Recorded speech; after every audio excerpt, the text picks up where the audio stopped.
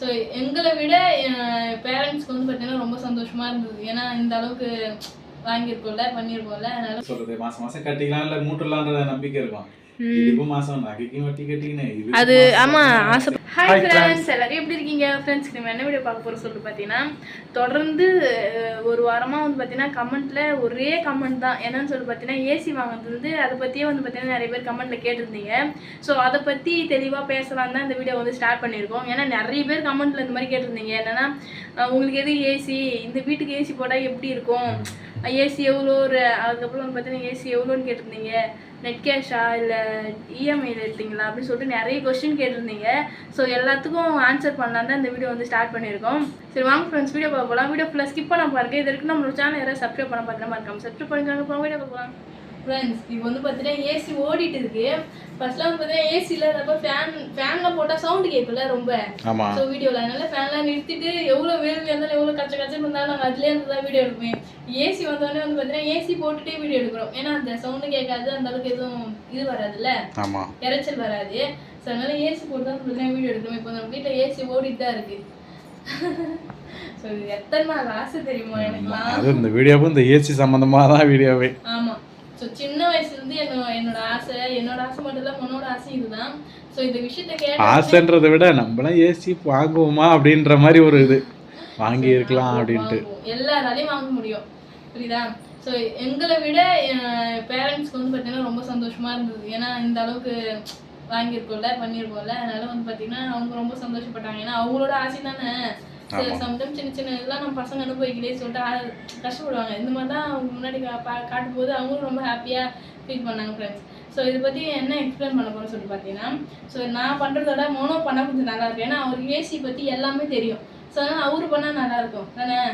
சரி பார்க்கலாம். ஸோ என்ன பிராண்ட் ஏசி அப்படின்னு சொல்லிட்டு அவருக்கு நல்லா தெரியும். ஸோ அதனால் அவர் பேசினா நல்லா இருக்கிறதுனால நான் அந்த சைடு போயிட அவர் இந்த சைடு வந்துருக்கோம். ஓகே சரி ஓகே சரி வாங்க. ஸோ அவர் அந்த பக்கம் போயிட்டாரு. நிறைய பேர் வந்து பார்த்தீங்கன்னா வீடியோவில் எல்லா வீடியோவிலும் மோஸ்ட்லி நிறைய வீடியோவில் நிறைய பேர் வந்து என்ன சொல்லுவாங்கன்னா, நீ ஏன் ஏமாத்தோனதோன்னு பேசிட்டு இருக்க, அவரை கொஞ்சம் பேச விடு அப்படின்னுவாரு. ஸோ எல்லாரும் ஆசைப்படி இந்த வீடியோவில் முக்கால்வாசி அவர் பேசுவார். ஓகே, நடுவில் என்னோட வாய்ஸ் கொஞ்சம் வந்தாலும் ஆமாம், நடுவில் கொஞ்சம் என்னோட வாய்ஸ் வந்தால் கொஞ்சம் அட்ஜஸ்ட் பண்ணிக்கோங்க. சரி சொல்லுங்கள். ஃபர்ஸ்ட் क्वेश्चन என்னன்னா, அதாவது எனக்கு தெரிஞ்ச ஃபர்ஸ்ட் क्वेश्चन முதல்ல சொல்ல வேண்டியது இதுதான். இந்த வீட்டுக்கு எதுக்கு ஏசி போட்டீங்க, இந்த வீட்டுக்கு நீங்க ஏசி போட்டதே தப்பு அப்படின்ற மாதிரி சொன்னாங்க. ஏன் இந்த வீட்டுக்குன்னு கேக்குறப்ப இது வந்து ஷீட் போட்ட வீடு இல்ல, அதனால ஏசி போட்டது தப்பு அப்படின்னு சொன்னாங்க. இது ஏசி போட்ட தப்பு நான் எல்லாத்தையும் கேட்டுட்டு தான் போட்டேனே ஏசி மெக்கானிக்லாம். அது மாதிரி மேல ஹீட் இருந்தா நமக்கு வந்து கூலிங் வராது, கூலிங் அது இழுத்து கொண்டதுனால மேல ஸ்போல போட்டதுனால அந்த ப்ராப்ளமும் இல்லை. அதனால ஏசி போட்டது கரெக்ட் தான் நமக்கு. ஆமா, இன்னும் ஃபியூச்சர்ல வந்து ஃபால் சீலிங் பண்ற ஐடியா, ஃபால் சீலிங் பண்ணிக்கலாம். ஆமா, அதுவும் நிறைய பேர் சொல்லிருந்தாங்க ஃபால் சீலிங் பண்ணுங்க அப்படின்னு. ஆமா, கையோட கையா கடனோட கடனா அதையும் பண்ணிடுங்க அது சொல்லியிருந்தேன், அப்படி சொல்லியிருந்தேன் அவரு. கண்டிப்பா அது பண்ணணும் தான். அது நம்மளே பண்ணிடலாம் ஐடியா. மெட்டீரியல் மட்டும் கிடைக்கல. அது கிடைச்சதுன்னா கொஞ்சம் ஒரு வேலையா முடிஞ்சுட்டு அடுத்து பாத்துக்கலாம். அதனால அதை நிறுத்தி வச்சிருக்கேன். ஏசி போடுறதுக்கான காரணம் இதான். அந்த வீட்டுல போட வேணாம்னாங்க.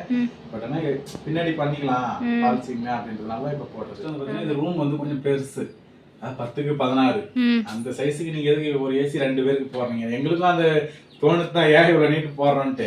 ஆனா அப்பயும் நம்ம தடுக்கல. சரி இவ்வளவு பொருள் இருக்கு, நமக்கு தனியா ரூம் இருக்கட்டும் அப்படின்னு வச்சுட்டோம். இப்ப தடுக்கலாம்னு பார்த்தாலும் எந்த ஐடியாவும் வரல. வேணாம், ஏன்னா தடுத்தாலுமே அந்த அளவுக்கு நீட்டா இருக்காது, அடப்பா இருக்கும். நம்ம இதே சின்ன ரூம் தான், 10க்கு 16ன்றது நார்மல் சைஸ் தான். அது நம்ம வச்சுக்கிற பொருள் எல்லாம் பாருங்க எல்லாமே இந்த வீட்லயே வச்சுட்டோம், அழகா இதுவாயிடுச்சு. அதனால அந்த ஏசி நம்ம பெட்டுக்கு நேரா போட்டா ஓகே, கரெக்டா தான் இருக்கு. இப்போதைக்கு கரெக்டா தான் இருக்கு. ஆனா 1.5 டன் ஏசி தானே இது. 1.5 டன் கரெக்டா ரூம்னா டெம்பரேச்சர் ஈக்குவல் ஆகுது. இப்போ 1 டன்னா 10க்கு 10 கரெக்டா இருக்கு. 10 ரூமுக்கு 1 டன் போட்டு 15, 10க்கு 16 ரூம் அவ்வளவுதான். கரெக்டா தான் இருக்கு இது வரைக்கும். ஏசி வந்து நம்ம பகல்ல அவ்வளவு யூஸ் பண்றது இல்ல, ஏன்னா நம்ம சோலை போட்டதுனால அனல் தெரியல. ஆனா நைட்ல வந்து கசகசன்னு இருக்குது. அதனாலதான் ஏசி வாங்குறது. முதல்ல நைட்ல மட்டும் தான் ஏசி யூஸ் பண்றோம். மத்த டைம் வெளியில லாங்ல எங்க போயிட்டு வந்தோம், நம்ம மதியத்துல போடுவோம். உடம்பு போட்டா நைட்டு கூட எடுக்கறோம்னா ஃபேன் போட்டா சவுண்ட் வரும்ன்றதுனால இப்ப ஆன் பண்ணி விட்டு வீடியோ எடுக்கலாம். அது மட்டும் இல்லாம நைட் தூங்கும்போது கூட சரி ஃபுல்லா ஓடாது, நைட் விடிய ஓடாது. டைமர் 2 மணி நேரம் 3 மணி நேரம் அப்படியே ஆஃப் ஆகும்.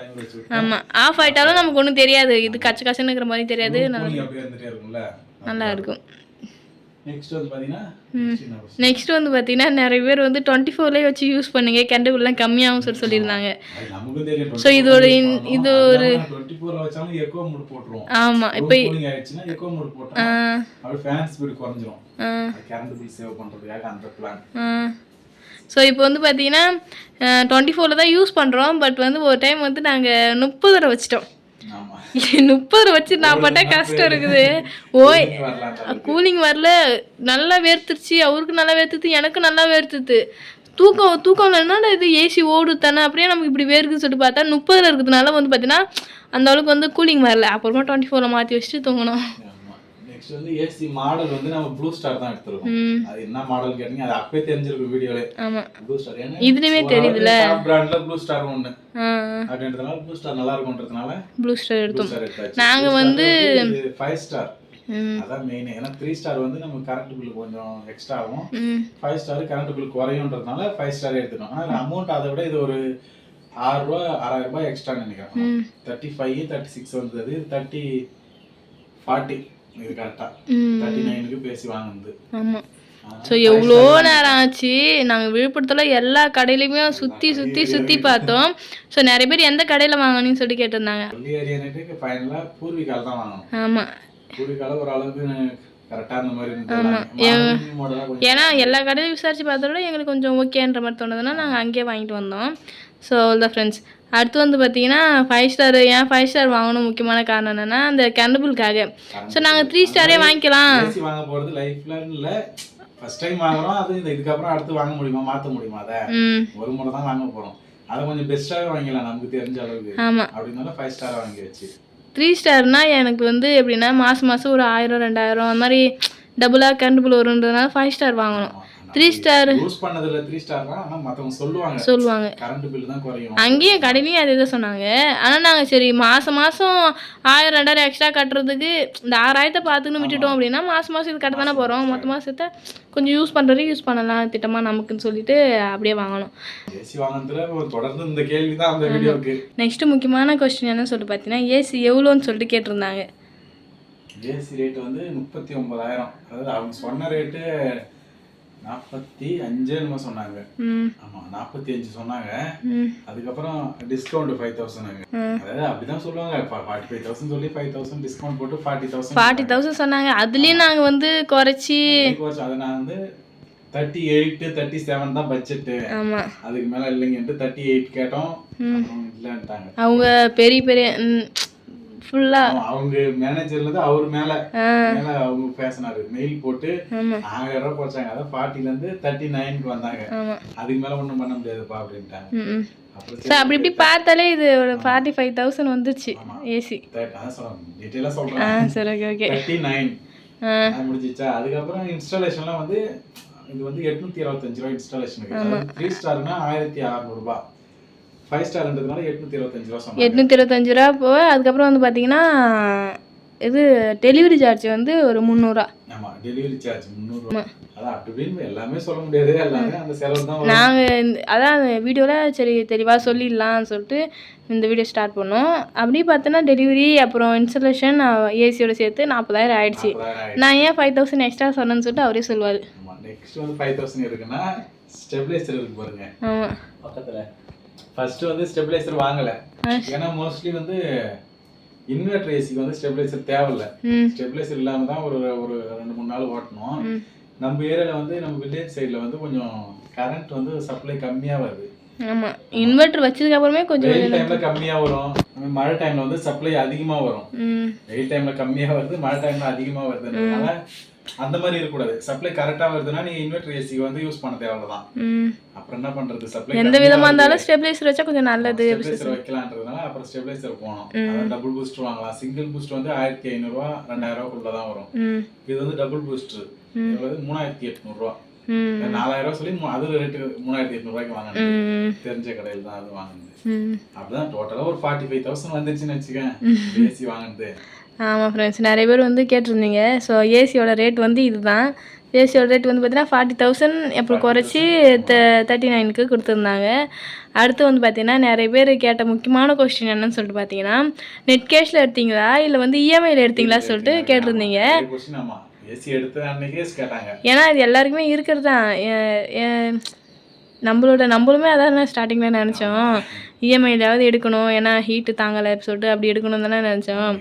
ஒரு ஏசி எடுத்தோம்னு அதே மாதிரி எடுத்தாச்சு. இஎம்ஐல எடுத்து எக்ஸ்ட்ரா காசு போட்டு கட்டுறதை விட நாங்கள் வந்து நெட் கேஷ்லேயே எடுத்தாச்சு. ஆமாம், 38,000 அந்த மாதிரி தான் பட்ஜெட் எடுத்துட்டு போனோம்ல. இப்போ கூட இந்த 2,000 சொன்னாங்க நீ இஎம்ஐல போட்டுக்கங்க அப்படின்ட்டு. இஎம்ஐ ப்ராப்ளம் வேணான்றதுனால தான், ஏன்னா ஏற்கனவே கொஞ்சம் அதாவது வீடு கட்டுறதுக்கே நகை வச்ச கொஞ்சம் கடன் இருக்கு. அதுக்கே கொஞ்சம் மாசம் மாசம் சிறு கட்டியாதான் மீட்டணுன்றதுனால அந்த பிளான்ல இருக்கிறதுனால இஎம்ஐ இல்லாம எடுக்கணுங்க, அதனால தான் வந்தோம் அப்படின்றதுனால ஃபைனலா 39 அக்கௌண்ட்ல இருக்கலாம் தொடச்சு போட்டு. நாங்க எடுத்துட்டு போனதே எவ்வளவு எடுத்துட்டு போனோம்னா, எவ்வளவு கையில எடுத்துட்டு 37 தான் எடுத்துட்டு போனோம். 35 கையில இருந்தது. அவர் அக்கௌண்ட்லயே காசு இல்ல.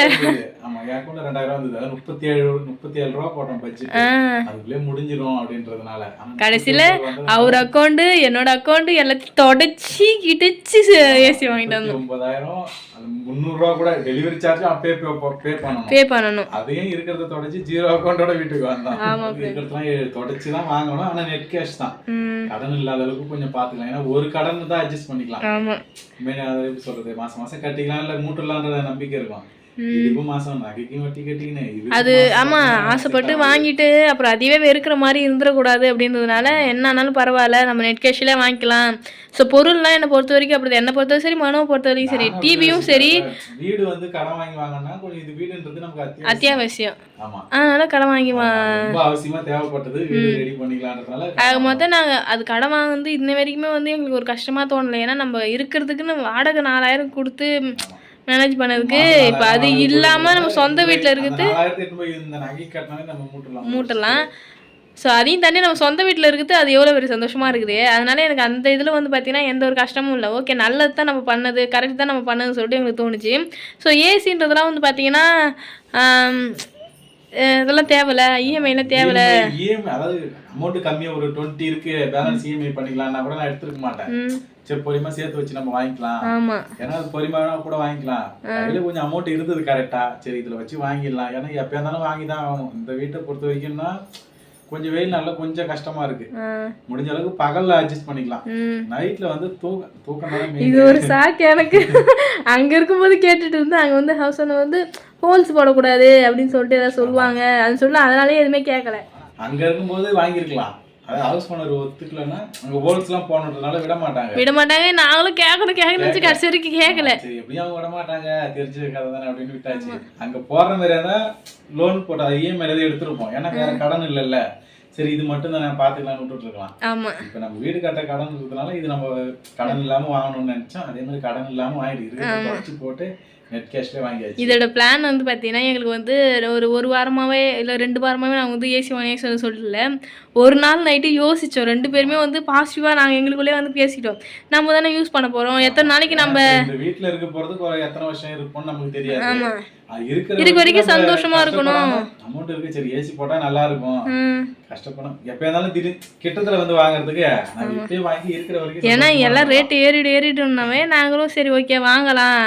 ஸோ ரொம்ப நாள் ஆசையும் கூட, இந்த வீட்டில் இருந்து நம்ம எதுக்கு அப்படியே விட்டுடணும், இது ஹானல்லே இருக்கும், நம்ம எதுக்கு நினைக்கணும், எதுக்கு சம்பாதிக்கிறோம், சந்தோஷமா இருப்போமே அப்படின்றதுனால. ஐயோ, எனக்கு அன்னைக்கு மறுநாள் வந்து ஈவினிங் ஒரு 3 மணிக்கெல்லாம் கிளம்பி கடைக்கு போகணும்னு எனக்கு அவ்வளோ சந்தோஷம். என்னடா நம்ம சொன்னது நடக்குது அப்படின்ற மாதிரி இருந்துச்சு. ஆமாம். ஸோ அவ்வளோதான் ஃப்ரெண்ட்ஸ், நெட் கேஷ் அவ்வளோதான் ஃப்ரெண்ட்ஸ்.